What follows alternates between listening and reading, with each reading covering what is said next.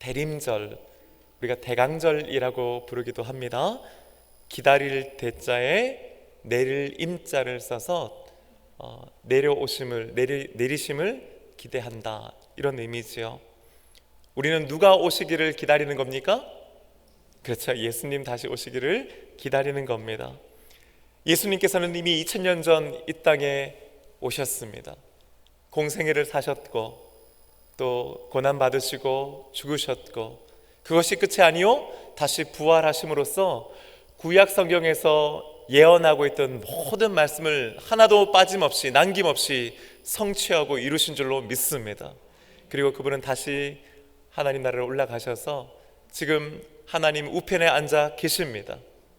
그리고 그분은 다시 오시겠다고 약속해 주신 줄로 믿습니다.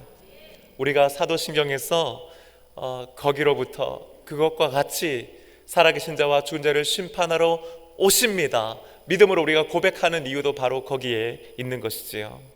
그렇게 여러분, 다시 오실 예수님을 저와 여러분은 기다리고 있는 것입니다. 이 특별한 절기를 맞아서 하나님께 주님 어떤 말씀 함께 전하고 나누어야 합니까?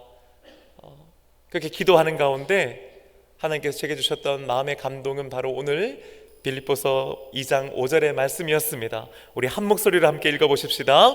너희 안에 이 마음을 품으라, 곧 그리스도 예수의 마음이니. 아멘. 제가 기도하면서요, 이 말씀을 제 마음의 감동으로 주셨을 때 너무 좋은 거예요. 이 기간에 하나님께서 나와 우리 성도들에게 주시는 말씀이 이것이구나. 우리 모두가 예수님의 마음 품기를 원하시는구나 하는 거예요.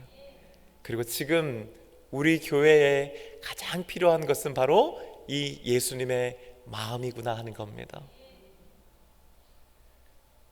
저뿐만 아니라 여러분들께서도 이 말씀을 잘 알고 계시기 때문에 좀 서로의 공감대도 있을 것 같고요, 그렇죠?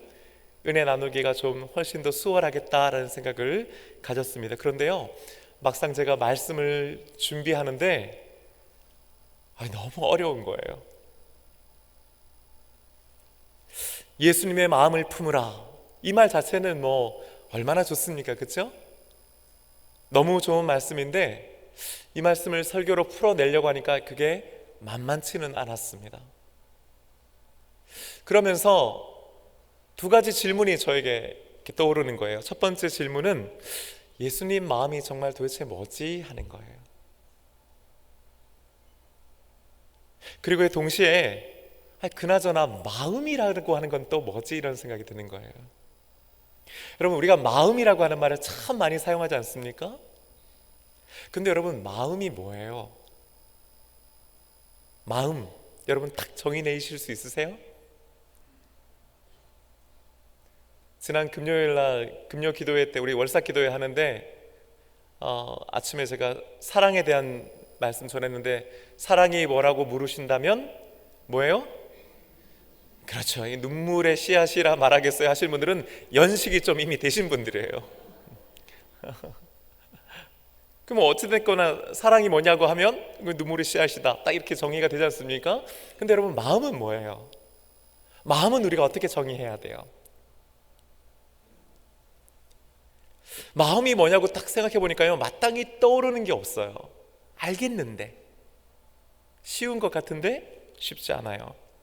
제가 원어 성경을 찾아봤더니요, 이 마음이라고 하는 것이 그리스어 프렌이라고 하는 말인데, 생각, 이해, 또 지혜라고 하는 뜻을 가지고 있어요. 무슨 말이냐면은 딱 하나가 아니고 여러 의미와 개념들로 쓰여지고 있더라는 거죠.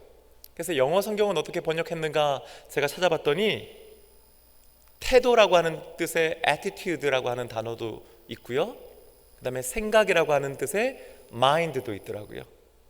그러니까 예수님의 태도, 예수님의 생각, 그런 것들을 우리가 번역한 마음이라고 번역한 거죠. 한글 성경은 모두 다 마음 한 단어로 번역했습니다. 마음이 뭘까? 계속 이걸 가지고 생각했어요. 어떤 분은요, 이 마음을 목사님 그 생각 아니에요? 이렇게 대답하시는 분들도 계셨습니다. 생각과 마음은 상당히 비슷하죠, 그죠? 그런데 여러분, 이렇게 한번 생각해 볼까요? 제가 우리 동수원 장로교회 오기 전에 섬겼던 교회가 한마음 장로교회입니다. 한마음이라고 하는 이름으로 교회 이름들이 참 많잖아요, 그죠? 언뜻 떠오르는 제가 알고 있는 한마음 교회만 해도 꼽아보면 여러 개가 돼요. 그런데요, 그 마음하고 생각하고 같다라고 생각했을 때 한마음은 괜찮은데 한생각교회라고 하는 교회 이름 여러분 들어보셨어요? 아마 안 들어보셨을 거예요. 한마음 교회는 많은데 한생각교회는 없어요. 뭘 의미하는 걸까요? 마음과 생각이 비슷한 것 같지만 엄밀하게 말하면 다르다는 거예요. 그래서 제가 한글 사전을 찾아봤습니다. 한글 사전에서는 마음을 이렇게 정의하고 있어요. 한번 들어보세요. 사람이 본래부터 지닌 성격이나 품성, 이런 뜻이 하나 있고요. 다른 뜻으로는 감정이나 의지, 생각 따위를 느끼거나 일으키는 작용이나 태도. 제가 읽어보고 딱 여러분 표정이었어요. 이해가 잘 안 돼요. 이게 마음에 확 안 와닿더라고요.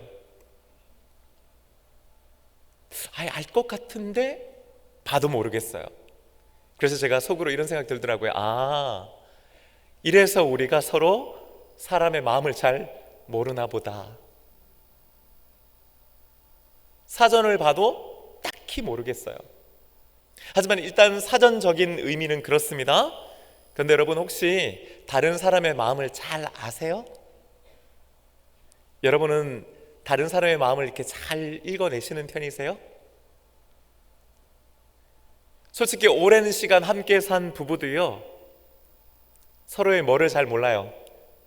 마음을 잘 모르겠어요. 취향은 알겠어요. 뭐 좋아하는지 뭐 싫어하는지는 살다 보면 알게 돼요. 그런데 그 사람의 마음은요, 오래 산다고 해서 알아지는 게 아니더라는 거죠. 왜 우리가 배우자한테 자꾸 서운하고 상처를 받아요, 여러분? 남편이 내 뭐를 몰라요? 마음을 몰라요. 아내가 내 뭐를 몰라줘요? 마음을 몰라줘요. 내 마음은 그게 아닌데, 내 마음은 그게 아닌데 오해하더라는 거죠. 그래서 우리 옛 어른들이요, 10길 물속은 알아도 한 길 뭐는 몰라요? 사람 속은 모른다고 그랬어요. 여기서 말하는 이 사람 속이 바로 마음 아니겠습니까? 어제 제 아버지 생신이셔서 저희 아버지와 어머니께서 거제도에서 이제 잠깐 올라오셔서 이제 우리 교회도 이렇게 쭉 둘러보시고 제가 사는 집도 이제 한번 쭉 돌아보셨어요.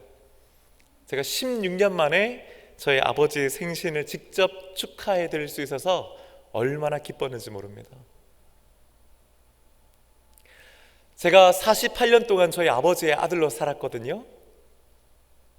아버지로부터 생명을 받았고요, 또 양육과 돌봄을 받아서 오늘의 제가 있는 것 아니겠습니까?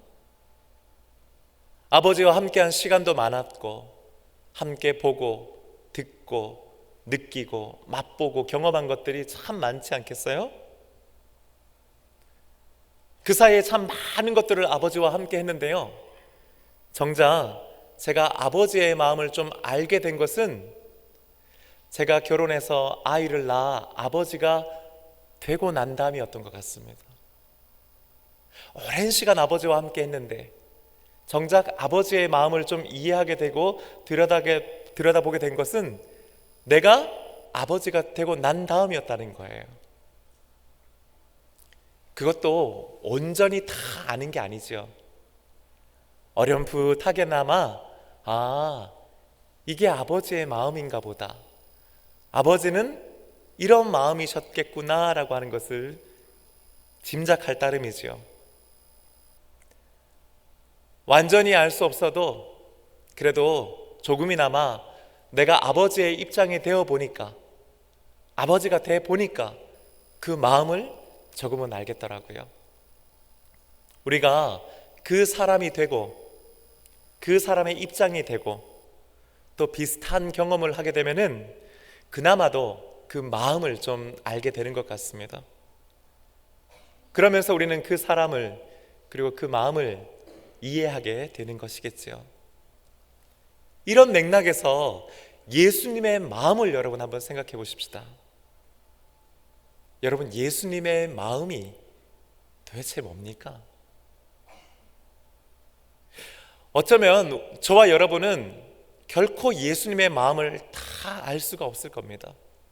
왜냐하면 우리는 결코 예수님이 될 수 없기 때문이에요.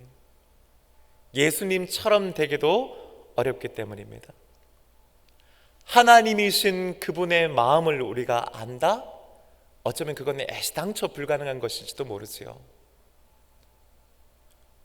주일은 다가오고 설교는 해야 되겠는데 설교 본문에 이게 진전이 안 되는 거예요. 여러분, 그럴 때 목사는 정말 마음이 힘듭니다. 그냥 여러분, 우리 다 함께 예수님의 마음을 품읍시다 하고 그냥 끝내버렸으면 좋겠더라고요, 저는. 그러다가 평생 우리말을 연구해 오셨던 고 김수업 교수님이 이 마음에 대해서 쓰신 글을 하나 보았는데요, 그게 저에게 굉장한 도움이 되었습니다. 김 교수님은요, 마음이라고 하는 순 우리말을 이렇게 해석하시더라고요. 여러분 한번 들어보세요. 마음은 몸과 달리 눈에 보이지도 않고 손에 만져지지도 않는 사람의 속살이다. 마음은 사람의 속살이래요.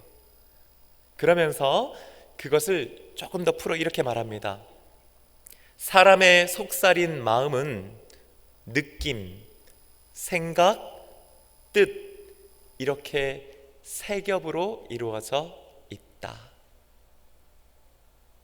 마음이 뭐라고요? 느낌, 생각, 뜻이 차곡차곡 쌓여서 서로 얽혀 있는 것, 그게 마음이라는 거예요. 여러분, 이렇게 얘기하니까 국어 사전보다 훨씬 마음에 와닿죠. 우리는 자주 마음이 좋다, 마음이 나쁘다, 혹은 마음이 상했다라고 하는 말을 하잖아요. 그죠? 나 마음 상했어. 이때 마음은 느낌을 의미하는 거예요. 느낌은요, 우리가 몸으로 느끼는 마음의 힘이라고 합니다. 우리는 마음을 생각과 상당히 밀접하게 연결되어 있고, 아니 거의 생각과 같은 것이라 생각하지만은 사실 마음은요, 생각이기 이전의 느낌이라고 그래요. 예를 들어 볼까요? 어떤 사람을 봤을 때 그 사람이 하는 짓이 못된 거예요. 마음에 안 들어요. 저건 틀린 거고 저건 잘못한 거예요. 그런데 이상하죠? 그런데도 뭔가 도와주고 싶은 마음이 생겨요. 한 번 더 속아주고 또 이해해주고 싶은 마음이 생기죠. 그건 생각으로 하는 게 아니에요. 그건 뭐예요? 생각이 이기 이전에 이미 내 느낌이 그렇다 이 말이에요. 불쌍히 여기는 마음, 그 느낌이 내게 먼저 오는 거라는 거죠. 마음이 바뀌었다 혹은 마음이 변했다라고 하는 표현도 우리는 자주 하잖아요. 그것은 생각입니다. 생각이 바뀐 것을 우리는 마음이 바뀌었다라고 말하기도 하죠. 생각은 그래서 옳으냐 그르냐, 맞냐 틀리냐를 가려내는 마음의 힘이라고 해요. 그래서 우리는 종종 이 마음과 생각을 가장 비슷하다고 생각하곤 한답니다. 하지만 꼭 기억해야 할 것이 있어요. 마음은 뜻과 의지와도 깊이 연결되어 있다는 겁니다. 우리는 뭐를 먹었다고 그래요? 마음 먹었다 그러죠. 마음을 먹었다라고 하는 표현은요, 무슨 뜻이에요? 뜻을 세웠다, 내가 뭔가 하기로 결심했다, 이런 뜻이죠. 그래서요, 김수업 교수님은요, 특별히 이 뜻을 마음의 알맹이라고 표현했어요. 마음의 중심에는 뭐가 있다? 뜻이 있다는 거예요. 의지가 있다는 거예요. 어떤 의미냐면은 내가 만약에 어떻게 하기로 마음을 딱 먹잖아요. 그러면 느낌과 생각이 거길 따라와요. 내가 좋아하고 사랑하기로 딱 마음 먹으면요, 좋아지고 좋은 것들을 생각하게 된다 이 말이에요. 그만큼 마음에 있어서 이 뜻과 의지는 가장 중요한 것, 이 느낌과 생각을 이끌어가는 것이라고 표현하고 있어요. 자, 느낌, 생각, 뜻, 이것이 바로 마음이다라고 한다면은 예수님의 마음은 과연 무엇일까요? 예수님의 느낌, 예수님의 생각, 예수님의 뜻과 의지, 그것들이 다 한데 어우러진 것, 그게 바로 예수님의 마음이지요. 성경은 이 예수님의 마음을 뭐 하라고 그랬어요? 품으라 그랬습니다. 근데요, 이 품으라라고 하는 말을 우리가 한글로 보면은 가진다 혹은 잘 간직한다 이런 뜻이잖아요, 그죠? 그런데요, 이 원문을 보면은 프로네이테라고 하는 단어인데, 이것은 추구하다, 중요하게 여기다라고 하는 뜻과 함께 얻으려고 애쓰고 노력하다라고 하는 의미를 함께 가지고 있습니다. 그러니까 단순히 잘 가지고 있어, 소중하게 생각해, 이 정도의 차원이 아니고 이것을 어떻게 하라는 거예요? 추구하고 노력하고 애쓰라는 거예요. 자, 이 두 가지를 마음에 여러분 한번 딱 담아두시고 오늘 이 말씀을 다시 한번 읽어보면, 오늘 이 마음을 품으라 곧 그리스도 예수의 마음이니는 이런 뜻이죠. 여러분, 예수님의 느낌, 생각, 그리고 그분의 뜻을 여러분 안에 중요하게 여기십시오. 추구하십시오. 그리고 그것을 얻으려고 애쓰고 노력하십시오 하는 거예요. 그렇습니다.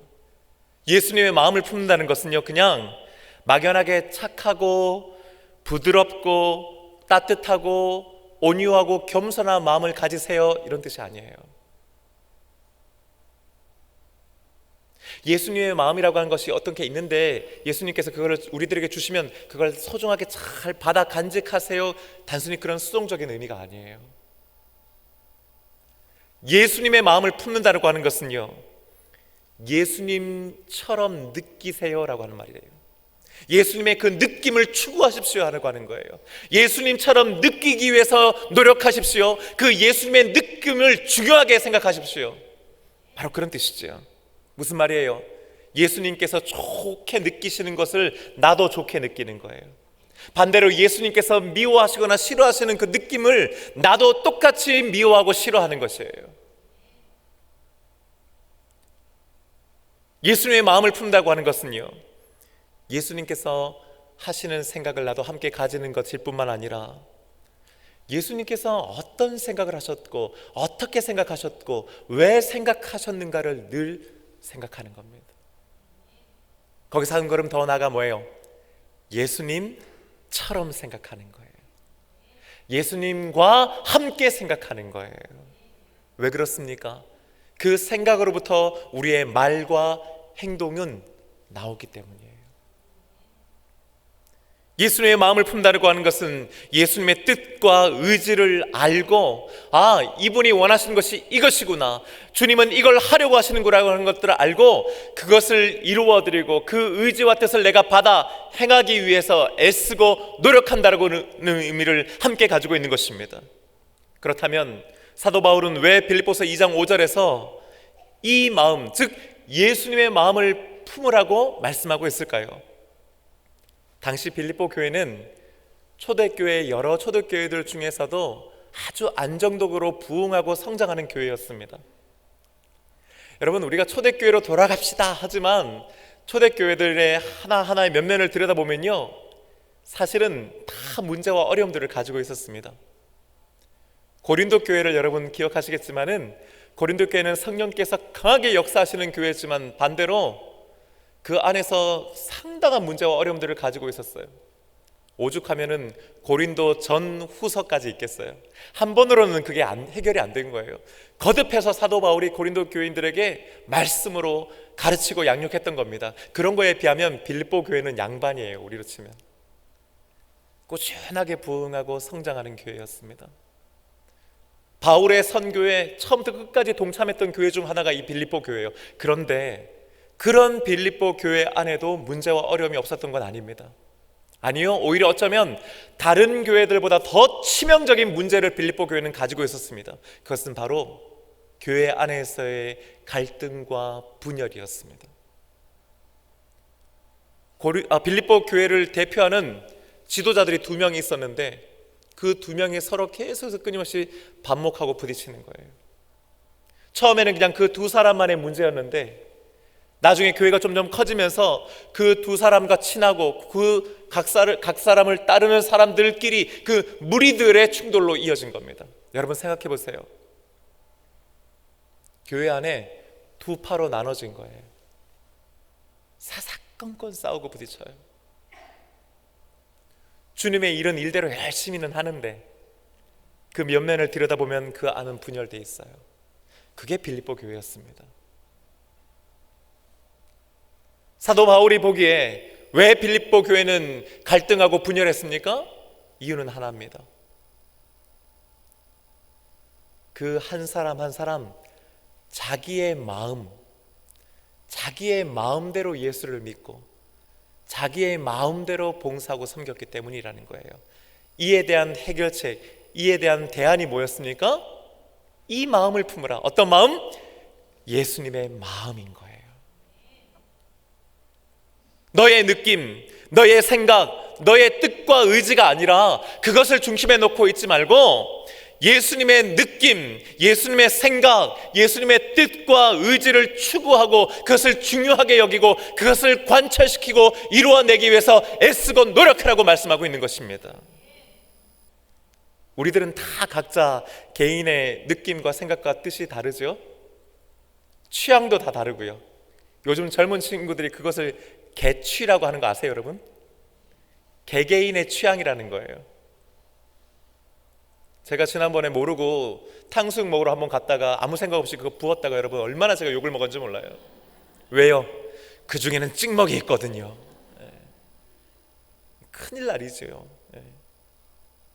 근데 저는 왜 그걸 아무 생각 없이 물어보지도 않고 부었을까요? 내 마음에는요, 제 느낌과 제 생각과 제 의지는 그냥 붙는 거예요. 탕수육은 부먹이지. 이거 제 생각이에요. 인상 쓰시는 분들은 지금 다 찍먹이신 분들이죠. 나름 자기만의 마음을 가지고 세상을 바라봐요. 우리는 그 마음을 가지고 사람을 바라보고 사물을 판단합니다. 여러분 가정에서요, 왜 10년, 20년, 30년을 살아도 배우자하고 이게 뭐가 이렇게 안 맞아요? 왜 그래요? 서로의 뭐가 안 맞아서예요? 마음이 안 맞아서요. 내 마음이 따로 있고 내 배우자의 마음이 따로 있어요. 여러분 20년, 30년 아니라 40년, 50년을 살아도요, 내 마음으로 그 사람을 보고 내 마음대로 하고 싶은 이상 그 사람하고 하나 되기 어렵습니다. 우리 직장과 일터도 마찬가지 아니겠습니까? 우리 교우 관계도 그런 것 아니에요? 교회는 또 어떻습니까? 제가 지난 2주 동안에 우리 교회에서 있으면서 말씀 전하고 또 한 분 한 분을 만나면서 참 제가 큰 은혜를 받은 게 하나 있습니다. 그게 뭐냐면요, 우리 성도님들이 우리 교회를 정말 사랑하신다는 거예요. 그 마음이 느껴졌습니다. 한 분 한 분 정말 지난 힘든 시간 동안에 기도해 오셨고 또 많은 생각이 있고 주변에 많은 말들이 있지만은 그래도 내가 이 교회를 지켜야 하지 않은 마음들이 여기 계신 모든 분들에게 다 있었던 거예요. 그리고 한 분 한 분 얘기를 해보면요, 다 느낌과 생각과 뜻과 의지는 달라요. 우리 교회를 사랑하는 마음은 같은데 자세히 들여다보면은 또 그 안에 자기의 마음이 있어요. 우리 동선교회는 이런 교회고 이런 교회여야 하고, 그렇죠? 동서원교회에 대한 내 느낌은 이렇고, 동서원교회에 대한 내 생각은 이렇고, 우리 교회는 앞으로 이렇게 돼야 됩니다라고 하는 뜻과 의지는 다 다르더란 말이죠. 여러분, 저는 그러면 누구의 뜻과 누구의 의지와 누구의 느낌과 생각에 맞춰야 될까요? 어떻게 하셨어요? 우리 동서원교회는 담임 목사의 느낌과 생각과 뜻과 의지가 아니고, 장로님이나 혹은 유력한 한두 분의 느낌과 생각과 뜻과 의지가 아니고, 혹은 권사회나 안수집사회나 혹은 남신도회나 여신도회나 어떤 교구나 어떤 목장의 뜻과 의지가 아니고, 오직 예수님의 느낌과 예수님의 생각과 예수님의 뜻과 의지를 받들고 관철시키고 이루어가는 교회가 되어야 할 줄로 믿습니다. 만약에 우리가 각자 다르다면요, 목사인 저의 마음과 장로님의 마음이 다르고 장로님의 마음과 성도들의 마음이 다르다면요, 얼마든지 그럴 수 있잖아요. 그래 왔잖아요. 그렇다면 우리는 어떻게 합니까? 그 순간 내 마음이 아니고 저 사람의 마음이 아니고 우리 모두가 그리스도의 마음, 예수님의 마음으로 돌아가야 할 줄로 믿습니다. 예수님께서 과연 지금 어떻게 느끼시고 있는가 하는 거예요. 예수님은 지금 어떻게 생각하고 계시는가 하는 거예요. 예수님은 과연 어떤 뜻과 의지와 비전을 가지고 계시는가 우리가 생각해야 되는 것이죠. 지금 우리 교회를 향한 여러분, 우리들 각자의 느낌은 다 달라요. 어떤 분은 좋다고 그래요, 어떤 분은 안 좋다고 그래요. 우리 각자가 우리 교회에 대한 중요하다고 생각하는 것들은 다 달라요. 우리 교회가 앞으로 어떻게 가야 하는지도 다 다릅니다. 하지만 여러분, 그럴 때일수록 우리가 더욱 주님의 느낌과 주님의 생각과 주님의 뜻과 의지에 집중하는 저와 여러분 되기를 주님의 이름으로 축복합니다. 우리 교회는 그런 교회가 될 것이고 반드시 그런 교회가 되어야 할 줄로 믿습니다. 대림절 첫 번째 주일입니다. 여러분, 아기 예수님이 오셨던 것을 기념하고 다시 오실 예수님을 기다리는 이 소중한 절기가 1년 가운데 하필 맨 마지막인 12월에 있다는 것은 저는 결코 우연이 아니라고 생각해요. 아무래도 이 대림절 기간부터는 날씨가 더욱 추워지게 되고 본격적으로 가을이 시작되지요. 겨울이 시작되지요. 그나마 남아있던 나뭇잎들은 다 떨어져 차가운 바닥에 뒹굴게 되고요. 바람에 그 낙엽들이 이리저리 흩날리는 걸 보면 우리들의 마음도 괜히, 그쵸, 스산해져요. 한편으로는 이 시간은 한 해를 마무리하는 시점이기도 하잖아요. 여기 계신 분 모두가 지난 2023년 1월 1일부터 하루하루 결코 허투루 살지 않으셨을 겁니다. 나름 열심히 의미 있게 살아가려고 노력했는데 그렇게 하루하루 차곡차곡 쌓인 2023년, 여러분 돌아보니 어떠세요? 마음에 드세요? 올해 내 인생이 마음에 드세요? 열심히 살았는데도 이게 내 마음대로 안 돼요. 거리와 상점에는 이미 성탄절을 맞아서 이제 한껏 분위기를 띄우면서 뭐 세상 할 거 없이 행복한 것처럼 캐롤도 나오고 하지만은 정작 내 삶은, 나를 보면, 우리 가정을 돌아보고 우리 가게와 직장터를 돌아보면은, 우리 학교를 보면 신나는 일이 하나도 없는 거예요. 어디 하나 마음 두기가 참 어려운 때가 바로 이때가 아닌가 싶습니다. 그런 가운데 하나님께서 저와 여러분에게 주시고자 하는 마음, 우리가 받기를 원하는 마음이 있다면 그것은 바로 예수님의 마음인 줄로 믿습니다. 이 대림절 시기, 이 12월 한 달을 내 느낌, 내 생각, 내 뜻과 의지를 관철시키기 위해서 노력하는 시간으로서가 아니라 주님은 어떻게 느끼실까? 주님은 어떻게 생각하고 계실까? 주님의 뜻은, 의지는 무엇일까를 고민하고 생각하고 그것을 중요하게 여기고 추구하고 이루어드리도록 애쓰는 저와 여러분 되시기를 주님의 이름으로 축복드립니다. 그래서 여러분, 이번 한 주간 내 마음을 좀 내려놓으십시다. 내려놓은 그 마음에 주님의 마음을 하나씩 하나씩 쌓아 올려서 이번 대림절 기간 동안에 저와 함께 예수님의 마음을 알고 예수님의 마음으로 살아가는 그런 은혜 있게 되시기를 주님의 이름으로 축복드립니다.